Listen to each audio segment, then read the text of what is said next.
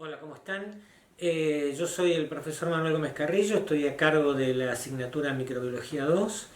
Les estoy dando la bienvenida a la asignatura para este primer cuatrimestre del 2020. Desde ya este teórico que ustedes van a poder acceder de manera virtual va a ser dado el día viernes 6 de marzo en el aula del piso 12. Les recomiendo que vean el cronograma de clases teóricas, seminarios, trabajos prácticos, todas las actividades que tenemos que hacer. Este teórico les va a dar algunas pautas respecto de lo que es la cursada.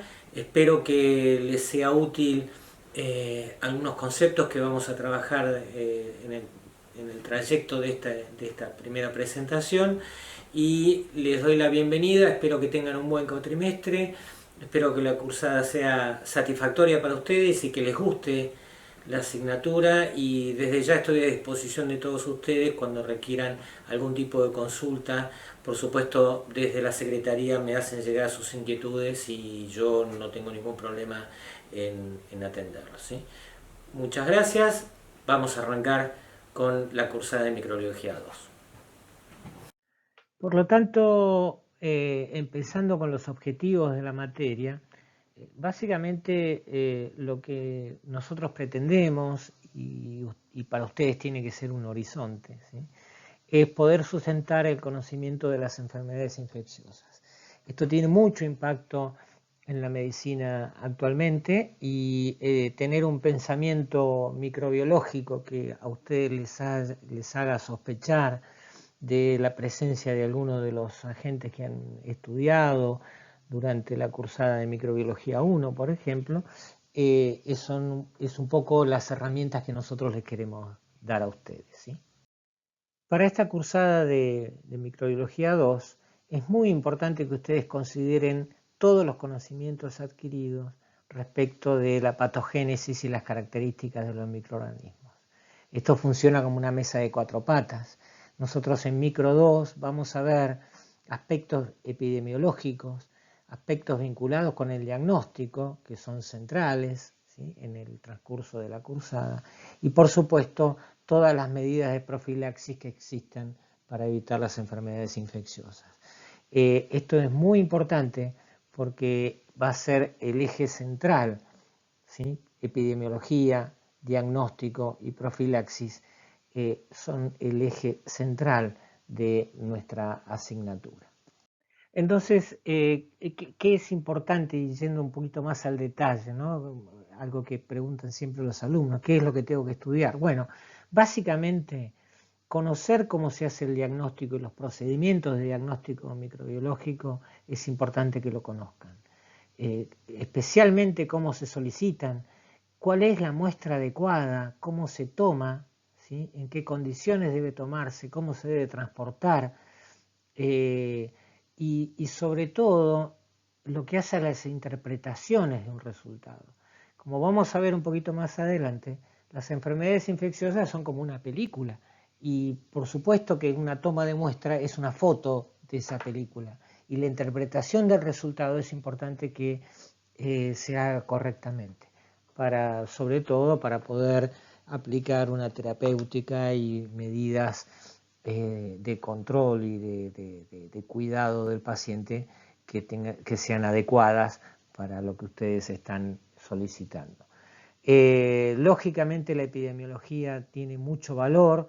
La epidemiología sirve para orientarlos a ustedes ante un paciente, ¿sí?, las condiciones sociales, ambientales, condiciones de trabajo, viajes, etcétera, etcétera, etcétera, que ustedes los puede hacer sospechar que hay algún tipo de enfermedad infecciosa relacionada con el cuadro que están observando. Y lógicamente un hecho fundamental que tiene la medicina, y algo que hay que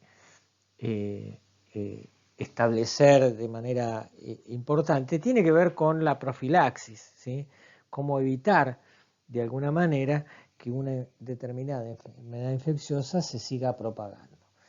De acá vamos a hablar de profilaxis natural y artificial, lo que es la profilaxis activa y pasiva, En esto la intervención médica es muy importante porque de alguna manera también forma parte de uno de los ejes de la medicina, ¿sí?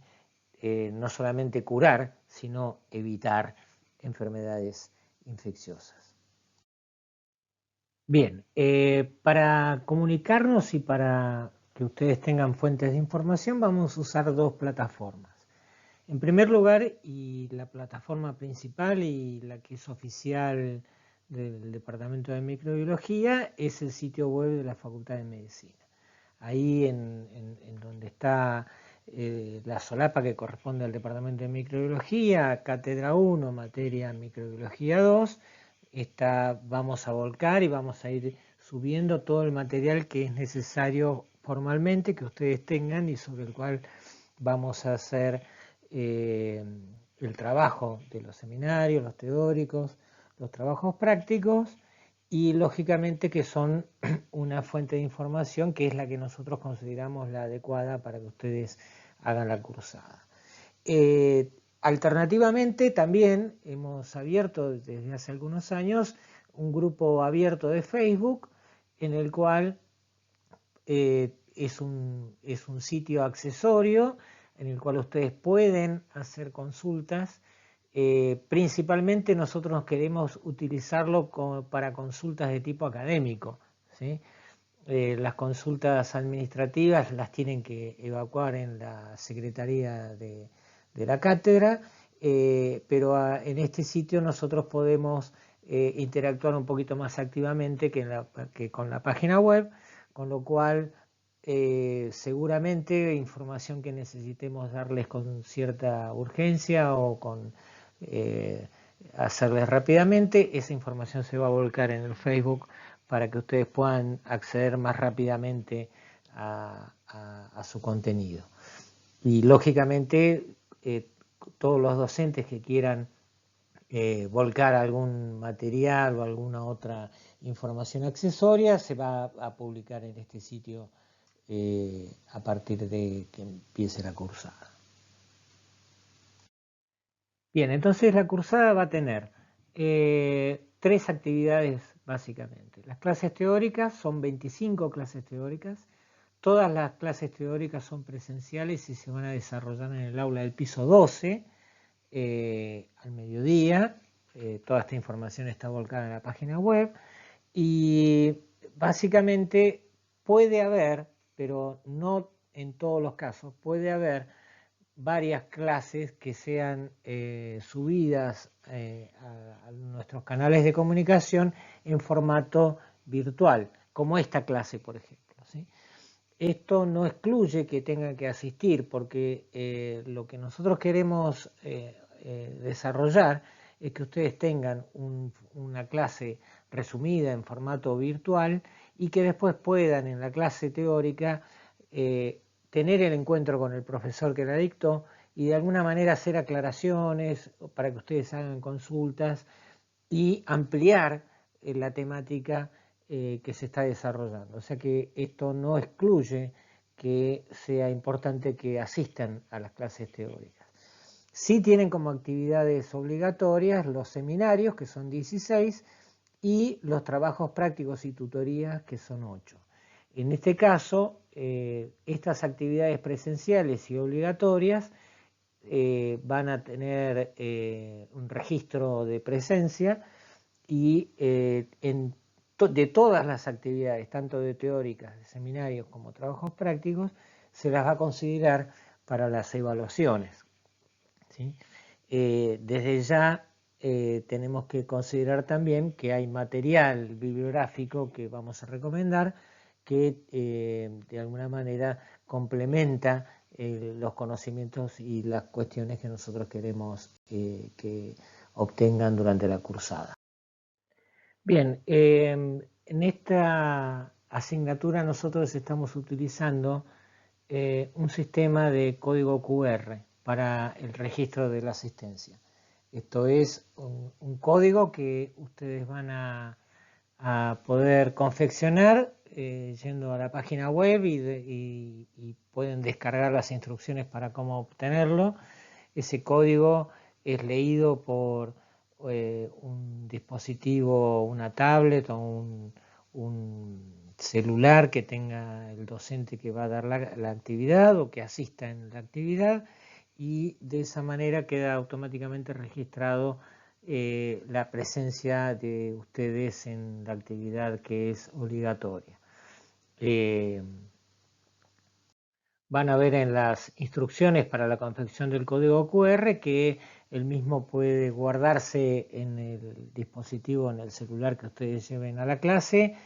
Mi recomendación es que lo impriman y lo peguen en el cuaderno, en los apuntes, lo tengan impreso pequeño, ¿sí? 5 por 5 centímetros no más, porque si no se hace un poco más difícil hacer la lectura, y con ello ustedes quedan registrados como estar presentes en la actividad correspondiente. En la página web del departamento ya están las instrucciones para que ustedes lo vayan confeccionando. Y algo que es de consulta muy frecuente tiene que ver con qué bibliografía sugerimos. Básicamente la misma bibliografía que se utiliza para cada una de las áreas de microbiología 1 está recomendada para ser utilizada en el transcurso de microbiología 2. Acá tienen los distintos libros que son recomendados, ¿sí?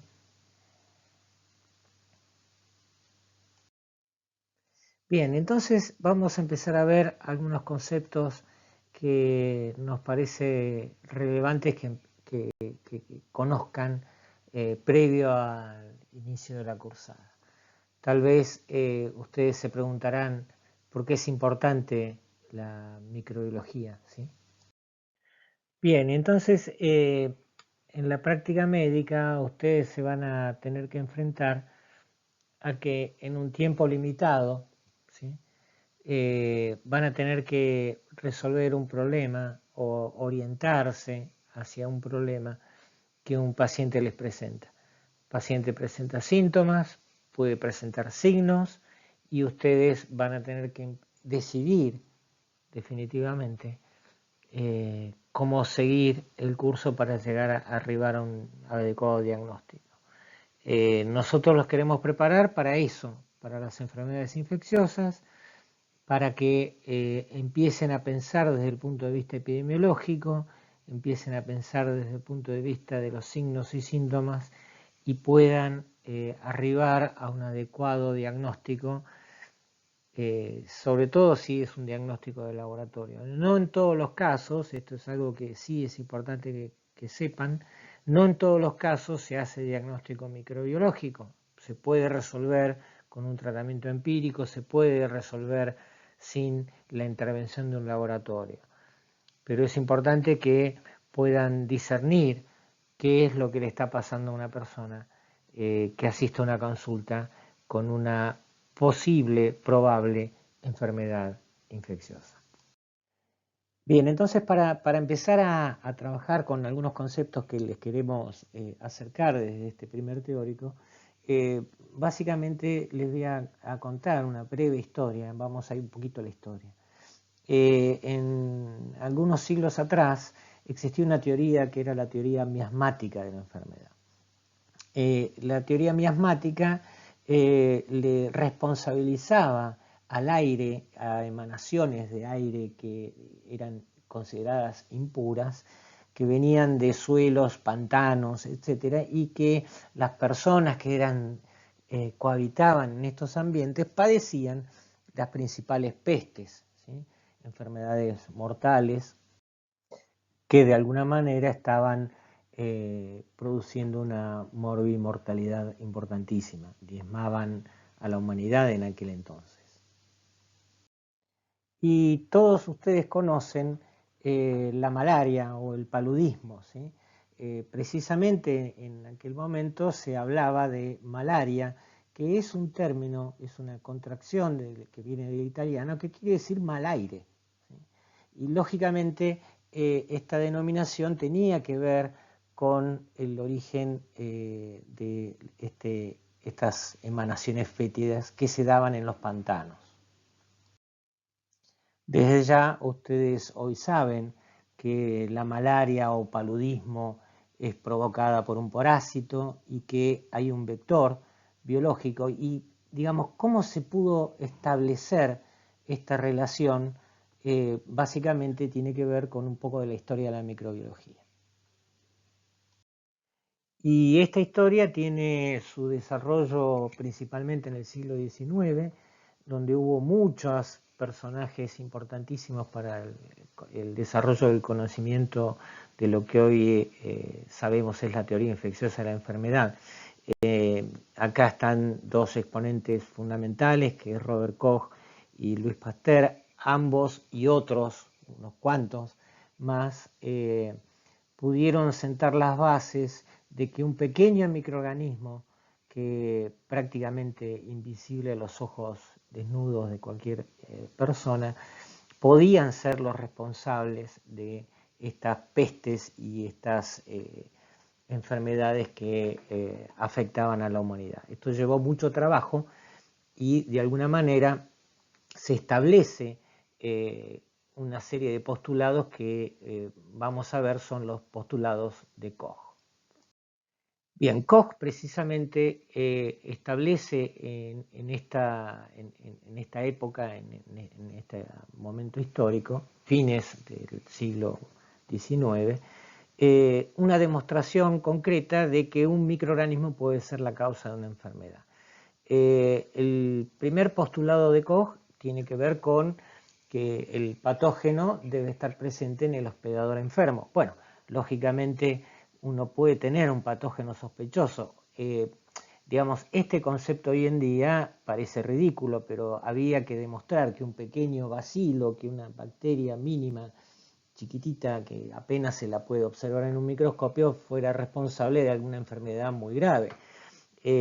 Por lo tanto, si esto es producida por un patógeno, el patógeno debería estar presente en el hospedador y, segundo postulado, tendría que ser aislado en un cultivo desde el hospedador enfermo. Esto sienta las bases de lo que es el diagnóstico microbiológico en realidad, que después vamos a desarrollarlo ampliamente a lo largo de la cursada, ¿no? Que es aislar el agente de una muestra que obtenemos de un paciente.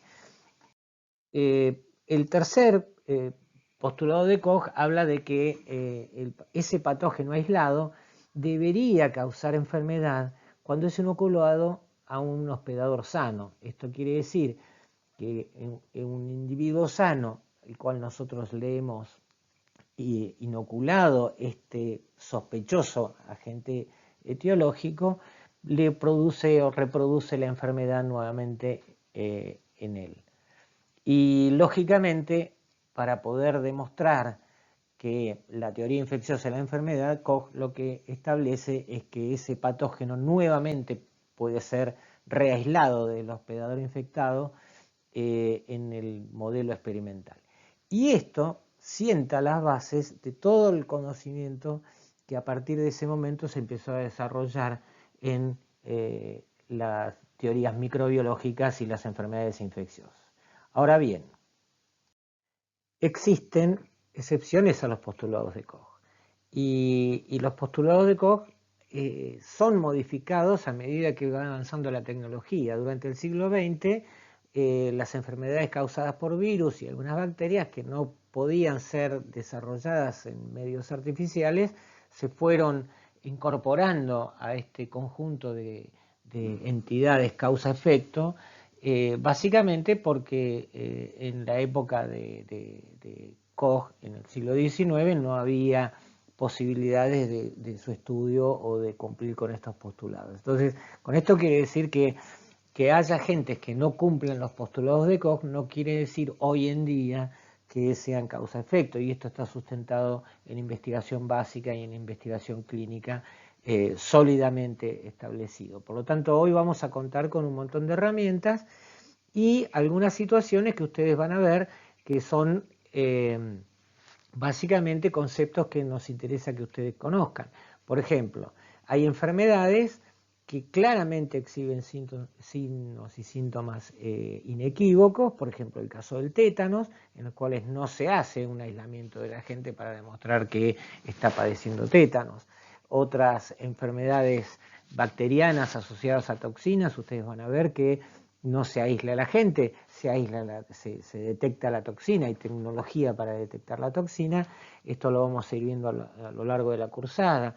También van a ver, y esto es importante también que lo tengan presente, y es un poco la transversalidad que tiene microbiología 2, es que hay entidades como las neumonías, las diarreas y las meningitis, por ejemplo, ¿sí?, entre otras, que son producidas por un espectro muy amplio de agentes. Entonces, las características epidemiológicas, lo que ustedes puedan arribar de información que les dé el laboratorio, básicamente ustedes pueden acercar y ponerle nombre y apellido al agente etiológico de esta entidad. Algunos patógenos, caso contrario, algunos patógenos causan enfermedades diferentes. Entonces, un Streptococcus pyogenes es el ejemplo que estamos poniendo acá, pero puede ser un estafilococo, etcétera, etcétera. Pueden producir faringitis, pueden producir escarlatina, pueden producir infecciones en la piel, algunos pueden producir infecciones respiratorias, etcétera, etcétera. Por lo tanto, el pensamiento tiene que estar volcado en poder diferenciar cuál es el agente. Bien, si bien ustedes cursan dos materias o microbiología la cursan en dos instancias, como es microbiología y microbiología 2, nosotros conceptualmente consideramos a la microbiología como una única entidad. Y yo vuelvo al concepto de las cuatro patas de la mesa, donde lo que es fundamental conocer es la patogénesis, que es nuestro techo, ¿sí?, y arribar a nuestro piso, que es el diagnóstico microbiológico, porque es lo que en la práctica médica ustedes tienen que adquirir como destreza. Básicamente con los dos pilares de la epidemiología y de la profilaxis, que es fundamental para sostener, digamos, esta mesa de cuatro patas. Lo que ustedes van a trabajar a lo largo de este cuatrimestre y que pretendemos que puedan llegar a buen término en esto, tiene que ver con contestarse estas cuatro preguntas: ¿qué, dónde, cómo y cuándo? Todas ellas, y en base a lo que esta diapositiva les está mostrando, está arribando a básicamente a nuestro piso, que es el diagnóstico microbiológico adecuado para poder intervenir médicamente, clínicamente, con terapéutica, con profilaxis, con lo que pueda ofrecer nuestro sistema de salud. Bien, entonces, a modo de glosario, vamos a establecer algunos términos que nos parece importante que empiecen a manejar. ¿Es lo mismo infección que colonización? Bueno, en realidad no es lo mismo. Esto lo vamos a ir abordando a lo largo de la cursada, ¿sí? Pero básicamente estos dos términos tienen que ver con el establecimiento de un microorganismo en el hospedador. Esto temporalmente puede ser transitorio, breve en el tiempo, o tener un cierto tipo de persistencia. En el proceso de infección hay una interacción mucho más íntima entre el patógeno y el individuo, que es lo que lleva a que pueda producirse alguna causalidad de esta interacción que tiene que ver con una enfermedad determinada. Pero muchas infecciones son asintomáticas. Esto lo vamos a ir estableciendo pronto. Lógicamente vamos a hablar de enfermedad infecciosa cuando se presenten signos y síntomas claramente producto de un daño que está padeciendo el individuo por parte de un grupo determinado de microorganismos. Respecto de la patología, que ustedes conocen muy bien porque ya están involucrados en asignaturas asociadas a esta situación, que es el estudio de las enfermedades, nosotros vamos a hacer hincapié en la etiología infecciosa de las enfermedades, vamos a reforzar mecanismos de patogénesis que estén involucrados. Es importante que tengan presente lo que han visto en microbiología 1. Vamos a describir con mayor precisión los cambios estructurales y funcionales que provocan estos agentes en las enfermedades infecciosas que vamos a desarrollar a lo largo de la cursada.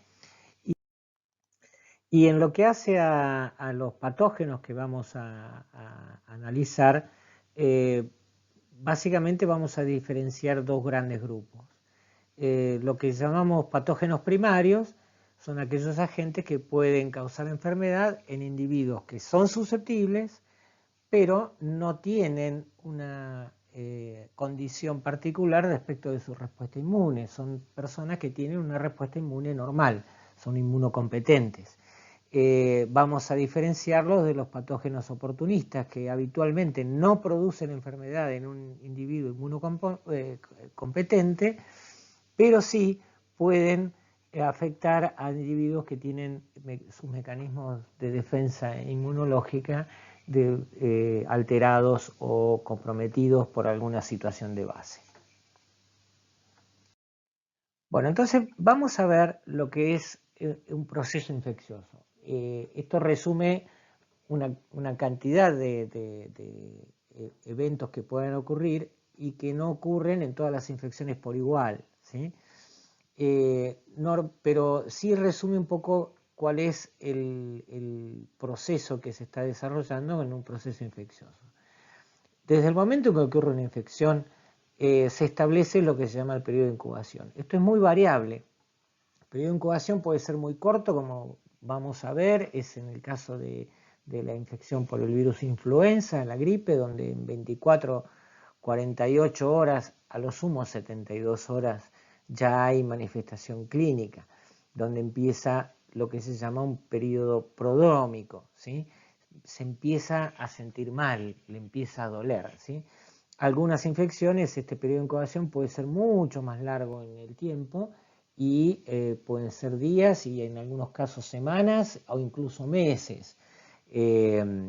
Esto lógicamente depende del agente que esté involucrado. ¿Algunos individuos pueden ir a la curación desde el periodo de incubación sin manifestación clínica? Sí. Estas son las denominadas infecciones asintomáticas, ¿sí? Se produce una infección, la respuesta inmune opera, no hay manifestación clínica aparente y el individuo se cura y no se enteró que estuvo infectado.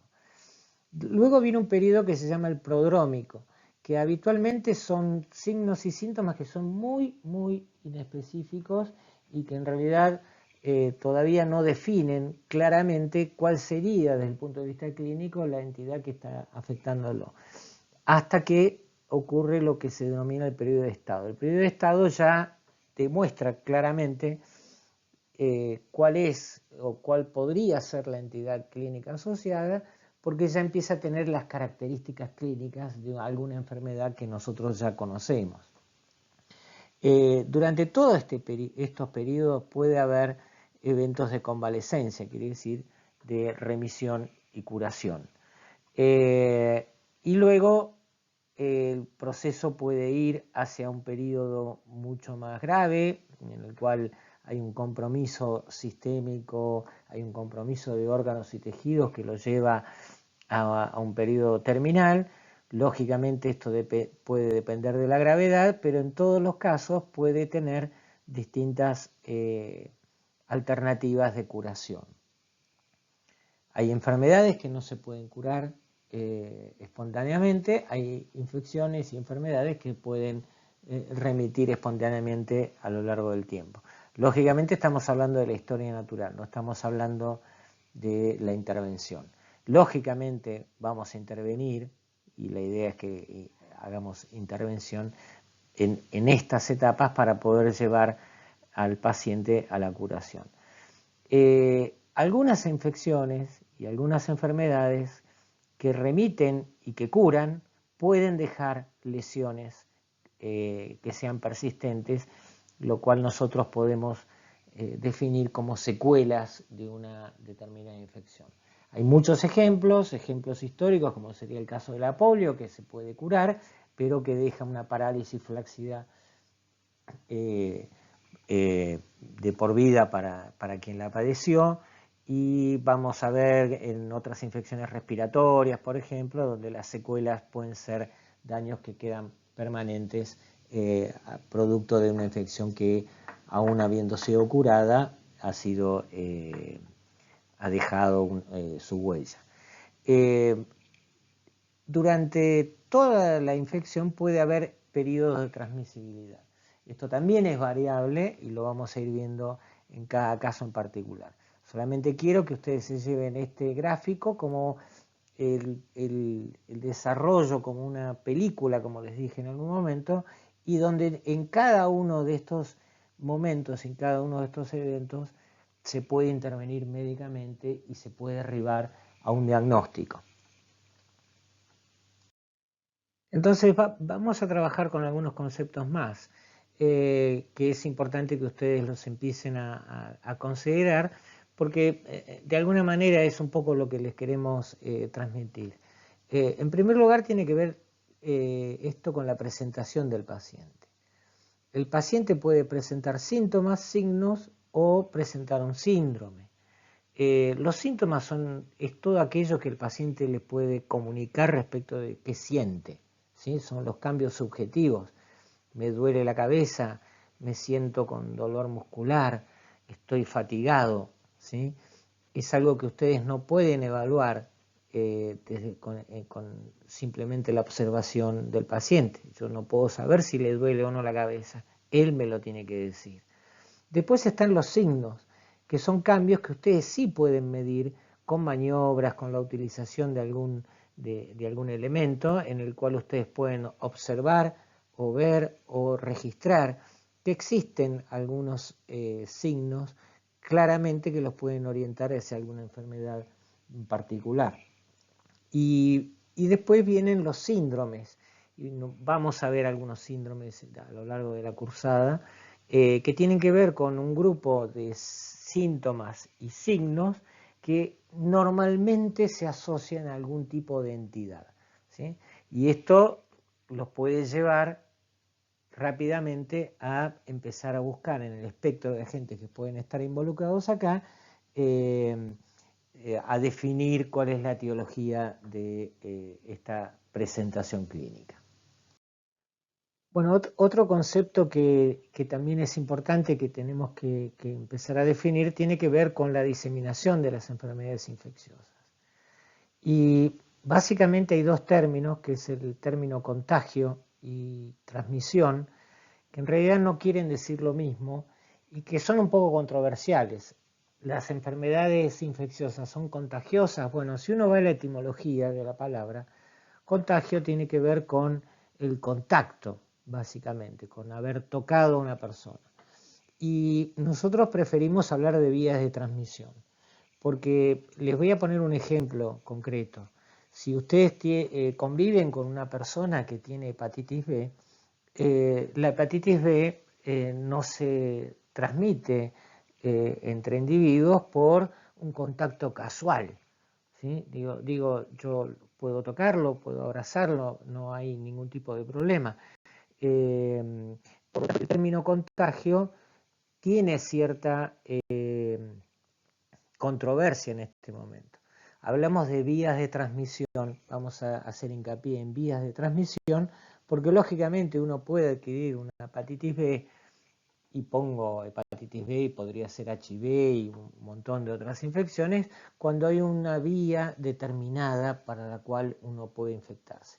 Y poder definir y poder conocer cuáles son las vías de transmisión es algo que nosotros queremos que ustedes conozcan muy bien, ¿sí?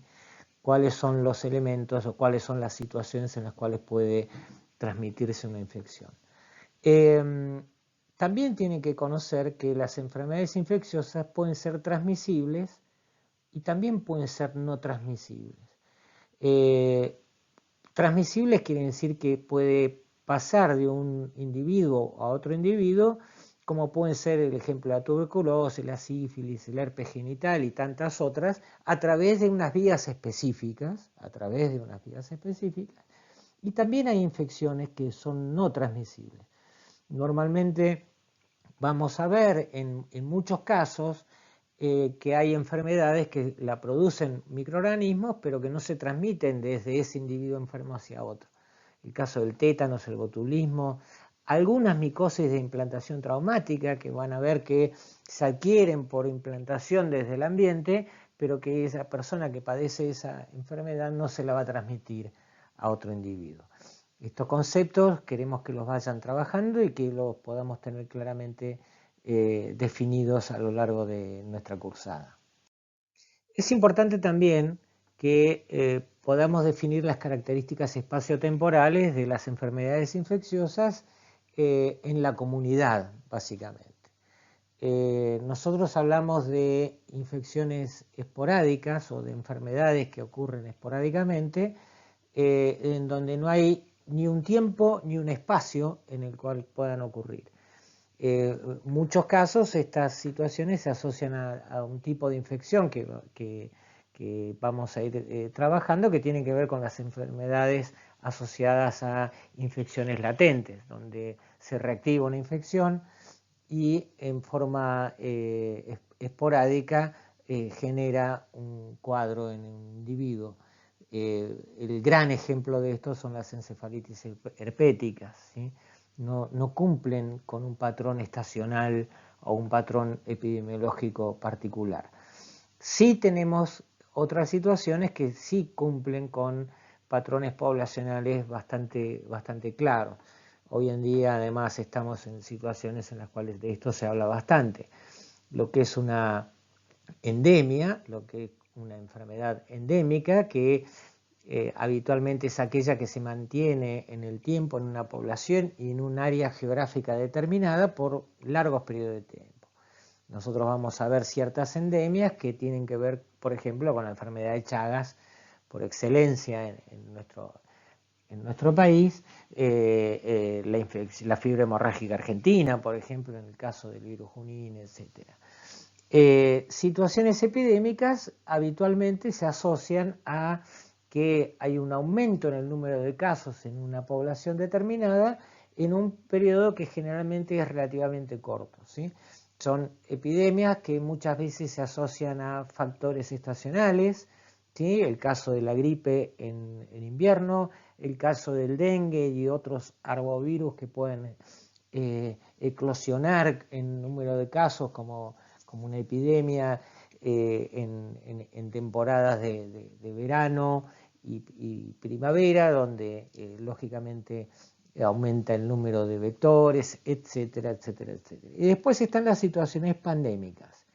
Y una pandemia normalmente se asocia a una enfermedad que produce epidemias en muchos lugares del mundo al mismo tiempo, ¿sí? Entonces, habitualmente esto se asocia a algunas situaciones en particular respecto del virus influenza, que vamos a ver puntualmente cuándo pueden haber eventos pandémicos, y en el caso de, por ejemplo, las hepatitis virales, especialmente la hepatitis B y C y el HIV, que son infecciones que están relacionadas a prácticamente todos los continentes porque producen enfermedad que se distribuye a nivel mundial. Y para esto, desde el punto de vista epidemiológico, existen dos parámetros que vamos a estudiar en uno de los primeros seminarios que tienen que ver con el estudio de lo que es la prevalencia y la incidencia de una infección.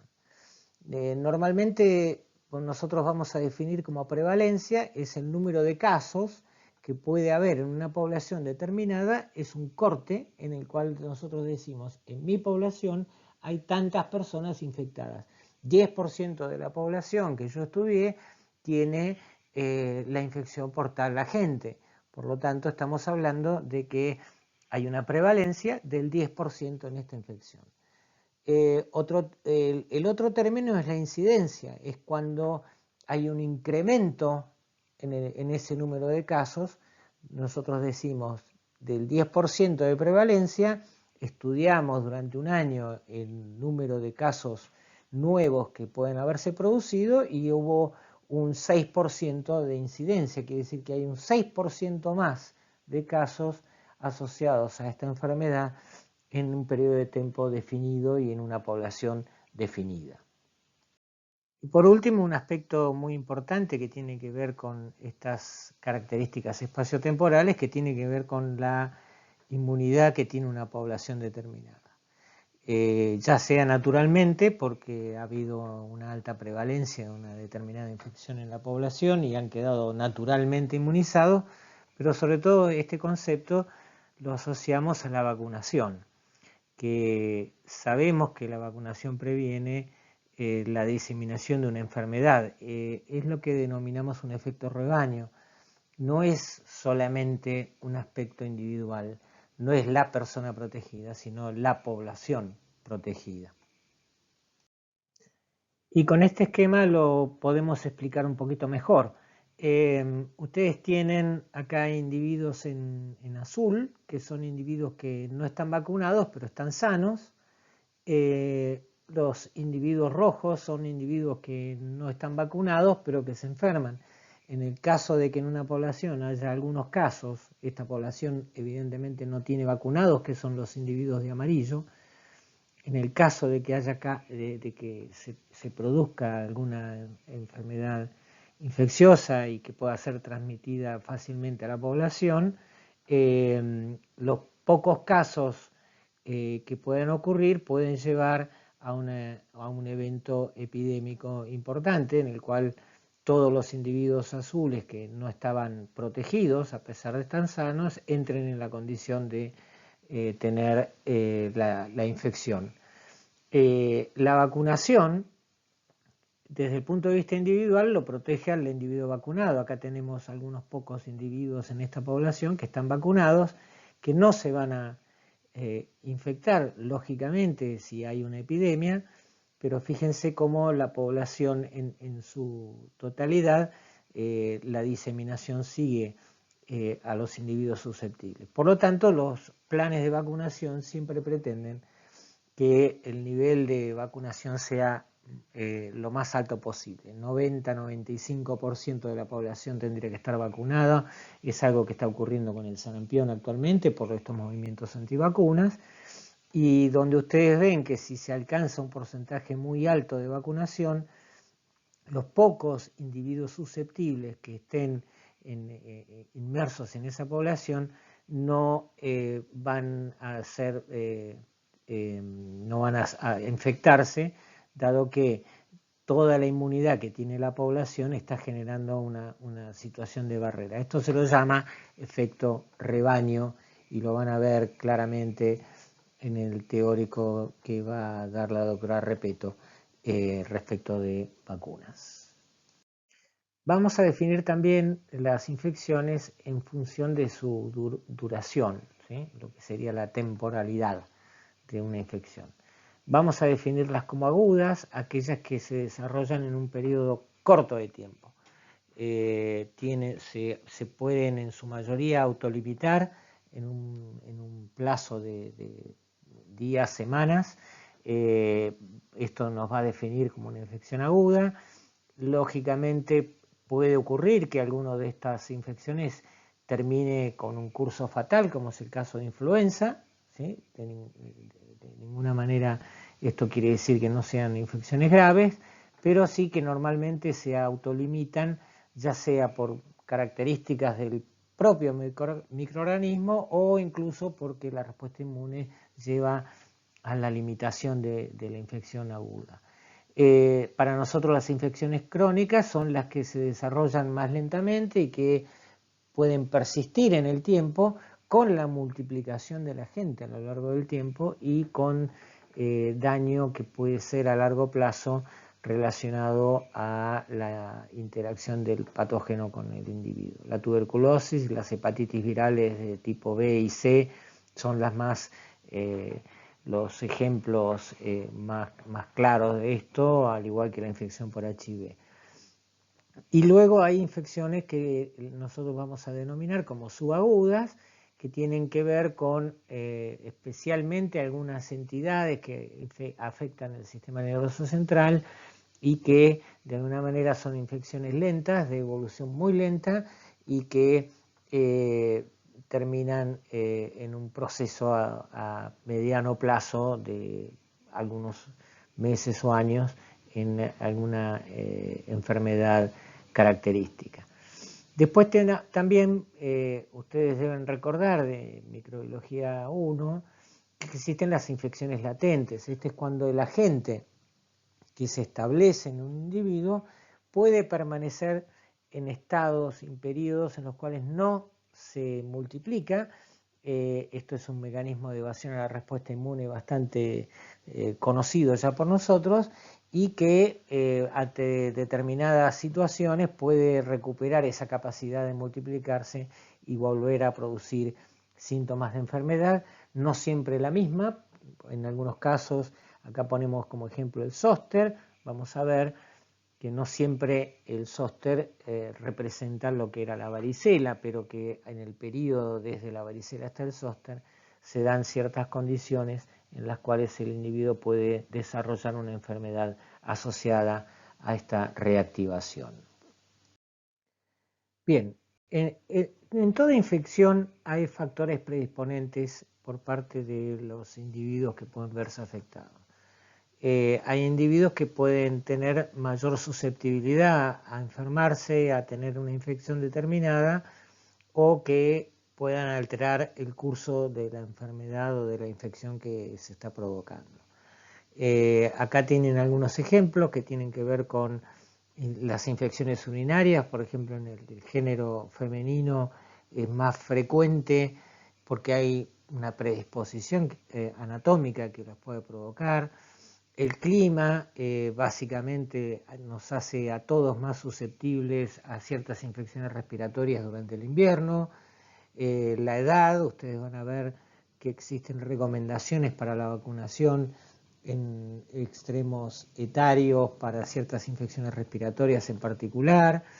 La nutrición, las condiciones heredadas por alguna enfermedad de base que se haya heredado genéticamente y que de alguna manera predisponga para determinadas enfermedades infecciosas, y lógicamente lo que tiene que ver con situaciones vinculadas a intervenciones médicas como son la quimioterapia y los trasplantes, que de alguna manera modifican el entorno inmunológico del individuo y que desde ya predispone a ciertos tipos de infecciones. Por supuesto también están las inmunosupresiones que son adquiridas por otras infecciones microbianas que vamos a ver, por ejemplo, en el caso de la infección por HIV y el SIDA. Ahora bien, ¿de dónde se adquiere una infección? Ya hablamos de contagio versus transmisión y vamos a hablar un poquito de las fuentes de infección. En primer lugar vamos a hablar del concepto de reservorio. El reservorio es una fuente continua de infección. Hay infecciones por las cuales el reservorio es humano, donde puede ser una persona que tenga síntomas, que es una persona que padece la enfermedad, o individuos que son portadores, tienen el microorganismo pero no tienen manifestaciones. Esto desde el punto de vista de salud pública y desde el punto de vista epidemiológico es bastante crítico, porque habiendo muchas infecciones asintomáticas, lógicamente es mucho más difícil controlar que haya transmisión en la comunidad. Por otro lado, están las zoonosis. Normalmente las zoonosis las vamos a ver en distintos capítulos de esta cursada, que tienen que ver con infecciones que afectan a animales que pueden estar en el ámbito doméstico o ser animales salvajes y que pueden ser transmitidas al hombre bajo distintas circunstancias. Contacto con los animales o sus desechos, la ingesta de los animales también o sus productos, o sea, podría ser una transmisión de tipo alimentario, ¿sí? O por la presencia de algunos artrópodos que puedan tener actividad hematófaga y que de alguna manera puedan transmitir algunos gérmenes o algunos agentes en este tipo de situación. Y también el ámbito inerte, o sea, reservorios, lo que nosotros llamamos como reservorios no viables, que tiene que ver con el suelo, el agua, la contaminación de alimentos, que es la presencia de microorganismos que pueden estar presentes por contaminación en distintos utensilios o en distintos elementos que utilizamos para la ingesta. Esto es básicamente contaminación que puede tener origen fecal o origen urinario. Bien, cuando hablamos de la transmisión de las enfermedades infecciosas, vamos a relacionarlo con determinados factores. En primer lugar, la fuente de infección, ¿sí? Lógicamente, de dónde proviene, cómo se adquiere, si es una zoonosis, si viene por un vector, si es interhumana. Otro concepto que también es importante que empecemos a trabajar es el concepto de inóculo. ¿Cuántos gérmenes es necesario que estén presentes como infectantes en un determinado fluido, en un determinado espacio? Esto puede ser ambiental, etcétera. La cantidad de microorganismos que es necesario para transmitirle, para que se establezca la infección en una persona. Vamos a ver que esto es variable. Puede haber agentes que tengan un inóculo muy bajo y que esto sea suficiente, o sea, un bajo número de microorganismos suficientes para establecer la infección, o algunos otros que requieren un poco más. Los microorganismos también tienen resistencia al medio ambiente. Por lo tanto, hay algunos que pueden persistir mucho más en el medio sin perder su capacidad infectante. Entonces es importante que conozcamos cuáles son aquellos que pueden establecerse en el medio ambiente como dentro de materia inerte y que puedan llegar a tener la capacidad de, aún después de mucho tiempo, poder infectar. Y lógicamente la frecuencia de contactos entre individuos infectados e individuos susceptibles es un concepto que tiene mucho que ver con lo que ya hablamos respecto de la inmunización con vacunas, etcétera, y que de alguna manera puede cambiar el curso poblacional en una situación de epidemia, por ejemplo. Entonces, el contacto con los agentes infecciosos se puede dar de varias maneras. Vamos a diferenciar tres en particular.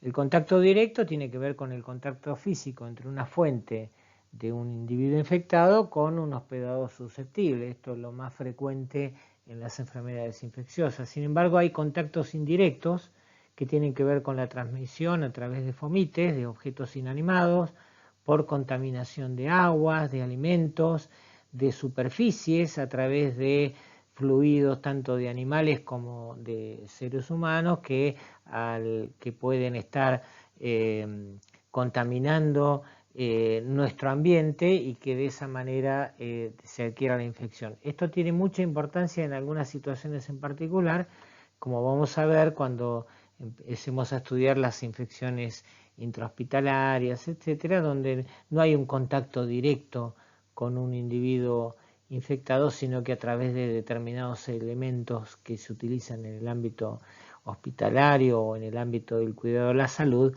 puede llegar a transmitir enfermedades infecciosas. Y un punto que también es importante que lo analicemos y que lo veamos por su relevancia epidemiológica, tiene que ver con los vectores. Nosotros vamos a definir dos tipos de vectores artrópodos. Los vectores que son mecánicos, que son aquellos que llevan el patógeno en su cuerpo, en las patas, y contaminan distintos elementos o alimentos que nosotros tenemos en nuestro ambiente natural.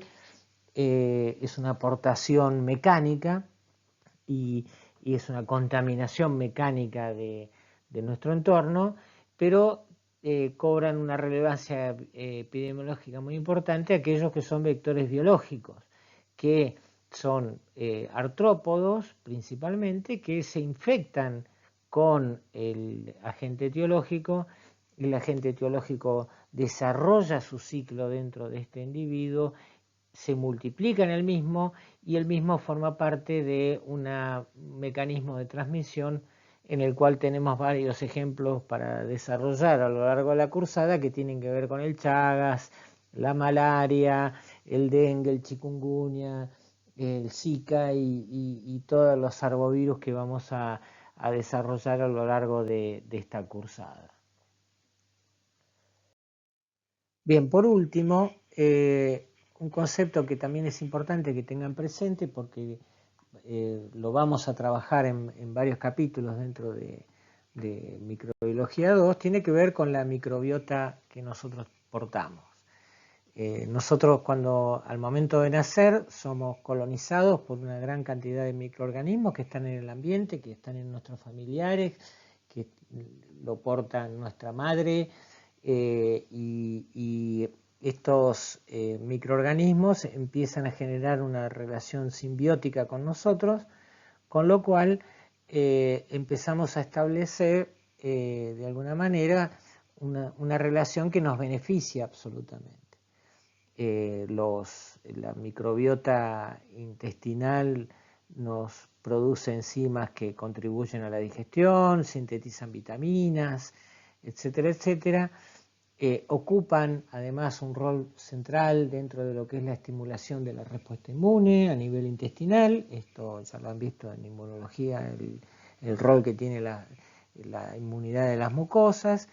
Y de alguna manera de esta microbiota normal que habitualmente nosotros tenemos, también existen algunos gérmenes que también por determinados periodos transitorios nos pueden colonizar, pueden estar presentes, la respuesta inmune los puede eliminar de alguna manera, pero no se establecen en modo permanente y no nos van a provocar ningún tipo de problema. Salvo algunas situaciones particulares, que es lo que vamos a ver y es lo que yo ya les definí como lo que significa un germen oportunista. Si se rompen las barreras inmunológicas, ya sea mecánicas o ya sea funcionales, lo que sería una inmunodeficiencia, entonces estos agentes podrían llegar a generar algún tipo de daño porque pierden esa contención que el sistema inmune nos brinda. Es importante considerar que en diferentes localizaciones del cuerpo humano la microbiota varía, ¿sí? El microbioma es variable, depende de la localización, y esto precisamente tiene que ver con el sitio en donde pueden estar en equilibrio con nosotros. Cuando hay alteraciones funcionales o físicas que puedan llevar a que determinados agentes pasen a un lugar donde no estén específicamente integradas, ¿sí? No formen ese equilibrio simbiótico, se pueden producir algunos problemas que tienen que ver con enfermedades oportunistas. Pero a tal punto se llegó en el estudio del microbioma actualmente que básicamente hoy en día se utiliza el trasplante de materia fecal para restaurar la microbiota normal de un individuo que está enfermo o que tiene alguna afección. Esto es algo que ya está en la práctica, que se está estudiando para diversas enfermedades. Una de las más relevantes, la colitis pseudomembranosa producida por Clostridium difficile, que vamos a ver en la cursada, y enfermedades como por ejemplo la enfermedad de Parkinson. Bien, entonces habiendo finalizado ya este primer teórico en formato virtual, yo los espero presencialmente el día viernes 6 de marzo. Nos encontramos en el aula del piso 12 y ahí empezaremos a trabajar y a aclarar dudas respecto de todo lo que han visto hasta ahora en este teórico y cosas inherentes a la cursada.